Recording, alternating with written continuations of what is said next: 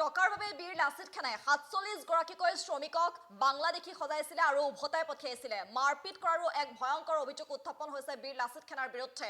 আৰু ৪৭ গৰাকীকৈ শ্ৰমিকক কালিৰ দিনটোত শিৱসাগৰত যেনেধৰণৰ আচলতে আচৰণ কৰিছিলে, উভতাই পঠিয়াইছিলে বাংলাদেশী মিয়া বুলি মিয়া সজাই উভতাই পঠিয়াইছিলে আৰু মাৰপিট কৰা হৈছিলে সেই শ্ৰমিকসকলক বীৰ লাচিত খানাই যেনেধৰণৰ আচলতে ব্যৱহাৰ কৰিছিলে। আৰু তাৰ পাছতে আজি মানকাছাৰত সেই ৪৭ গৰাকীকৈ শ্ৰমিক উপস্থিত হৈ ভয়ংকৰ অভিযোগ উত্থাপন কৰিছে বীৰ লাচিত খানাৰ বিৰুদ্ধে। শিৱসাগৰত কালিৰ দিনটোত বীৰ লাচিত খানাই টকাৰ বাবে আটক কৰিছিল বুলি এক ভয়ংকৰ অভিযোগ উত্থাপন কৰিছে এতিয়া ৪৭ গৰাকীকৈ শ্ৰমিক। আমি প্ৰথমে কালিৰ দিনটোত শিৱসাগৰত বীৰ লাচিত খানাই সেই ৪৭ গৰাকীকৈ শ্ৰমিকৰ সৈতে কেনেধৰণে ব্যৱহাৰ কৰিছিলে প্ৰথমে সেই দৃশ্যাংশটো দেখুৱাই লৈছো।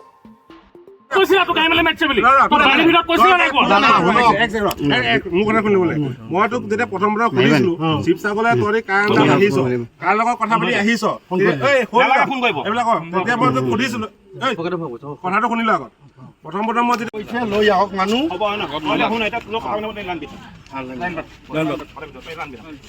পুলিচ আহিব, পুলিচে বিচাৰ কৰিব।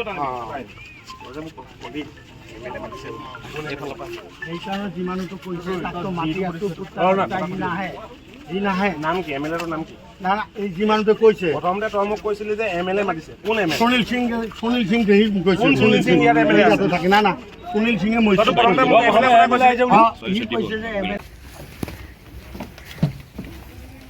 গাড়ীৰ নামটো দাদা।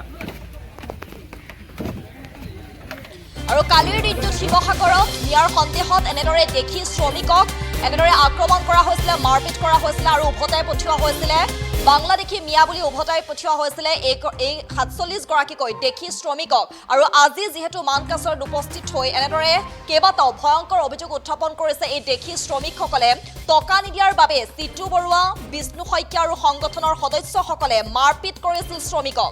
৪৭ জনকৈ শ্ৰমিকৰ নেতৃত্বত থকা বাহাৰুল ইছলামক বাছৰ পৰা নমাই বেলেগ ঠাইলৈ নি দাবী কৰিছিল ধন বীৰ লাচিত খানাই।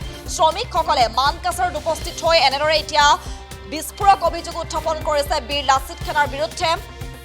দল সংগঠনৰ নেতৃত্বত থকা নেতাৰ বিৰুদ্ধে মিয়াৰ সন্দেহত দেখি শ্ৰমিকসকলক কৰা আক্ৰমণক দক্ষিণ শালমাৰা মানকাছাৰ জিলা গৰিয়ামৰীয়া দেখি ছাত্ৰীয় পৰিষদৰ সভাপতিও এতিয়া গৰিহণা দিছে।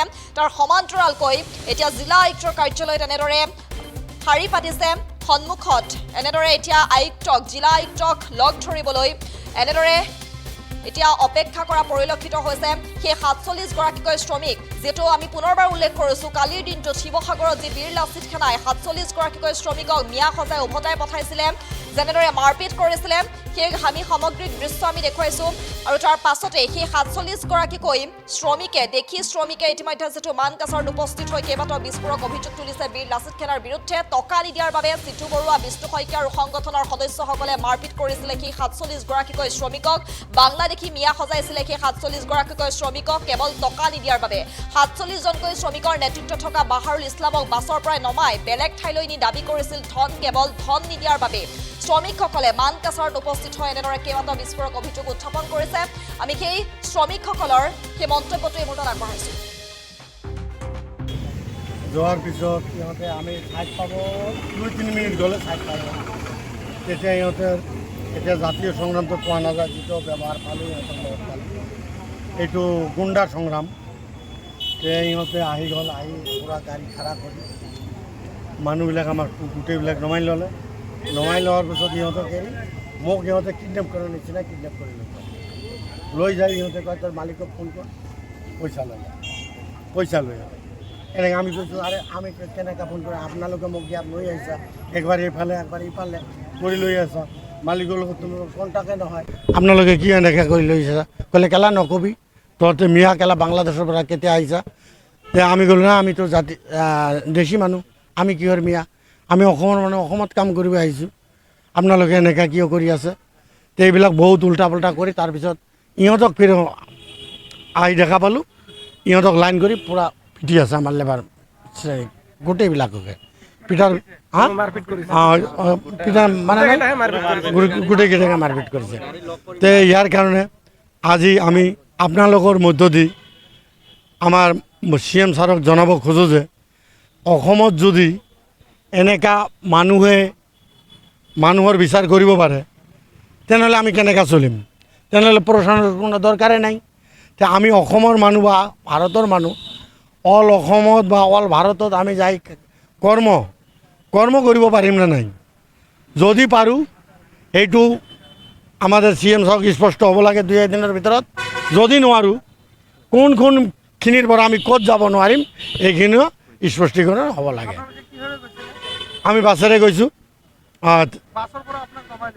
বাছৰ পৰা নমাই লৈ গৈছে মানে পইচা লাগে সিহঁতক আমি দেখা পাইছোঁ জাতীয় সংগ্ৰাম নহয় লাচিত সেনাৰ কথা কয় লাচিত সেনা আমালোকৰ এনেকুৱা নাছিল আমি শুনা পাইছোঁ আমাৰ অসমৰ একদম বীৰ আছিল যোদ্ধা সিহঁতৰ আজি এতিয়াও অল অসম বা ইণ্ডিয়া জুৰি নাম আছে কিন্তু ই তেনেকৈ নহয় আমি গম পাইছোঁ তাৰ নাম লৈ ইহঁতে চুৰি ডকাতিত লাগিছে এইটো মেইন উদ্দেশ্য সিহঁতৰ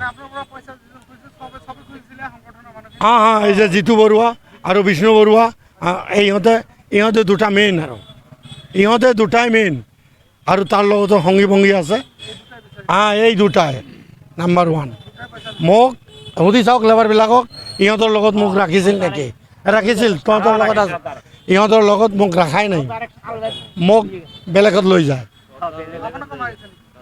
আমাক মাৰা নাই আমি লগত পূৰা ধাক্কা ধাক্কি হৈছে আৰু কি বাকী শ্ৰমিকো মাৰিছে পূৰা আমাৰ লগত একদম পূৰা নাই আপোনালোকে নিজত দেখাই পাইছে গাড়ীৰ ভিতৰত লগ কৰি মাৰিছে DC অফিচত আহিছোঁ আমাৰ ইয়াৰ মুৰব্বী কাৰণ আমি তাততো বহু কৈছোঁ আমি অসমীয়া হয় অসমৰ মানুহ ইহঁতে এইটো নামানে ডাইৰেক্ট কৈ যায় বাংলাদেশত সেইকাৰণে ইয়াৰ আমি বাংলাদেশী না অসমীয়াৰ এইটো আমিতো প্ৰমাণ দিলে নহয় সেইকাৰণে আমি DC ছাৰৰ ইয়াত আহিছোঁ যদি অৰিজিনেলি আমি অসমীয়া হওঁ তেনেহ'লে ছাৰক এইটো প্ৰমাণ দিব লাগে আৰু যদি বাংলাদেশী হওঁ এইটোও প্ৰমাণ দিব লাগে জনগোষ্ঠীয় শ্ৰমিকৰ ওপৰত যি অত্যাচাৰ কৰা হয় অন্যায় কৰিলে সিহঁতে দেশী বুলি পৰিচয় দিয়াৰ পিছতো জাতীয় সেনা সংগ্ৰাম আৰু বীৰ লাচিত সেনাৰ তৰফৰ পৰা যিখিনি মানে অত্যাচাৰ কৰা হ'ল মাৰপিট কৰা হ'ল এই কাৰ্যক আমি গৰিয়ামৰীয়া দেশী জাতীয় পৰিষদৰ তৰফৰ পৰা তীব্ৰ গৰিহণা জনাইছোঁ নিন্দা জনাইছোঁ আৰু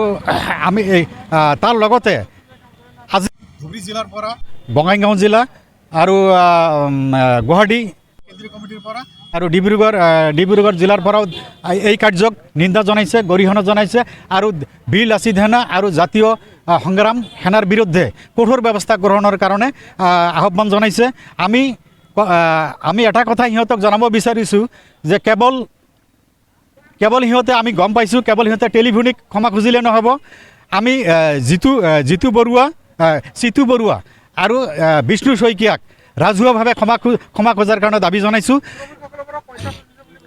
এই কাৰ্য অতি নিন্দনীয় কাৰ্য এই কাৰ্যৰ বিৰুদ্ধে আমি শিৱসাগৰ জিলা প্ৰশাসনক ইয়াৰ বিৰুদ্ধে ব্যৱস্থা গ্ৰহণৰ কাৰণে আমি দাবী জনাইছোঁ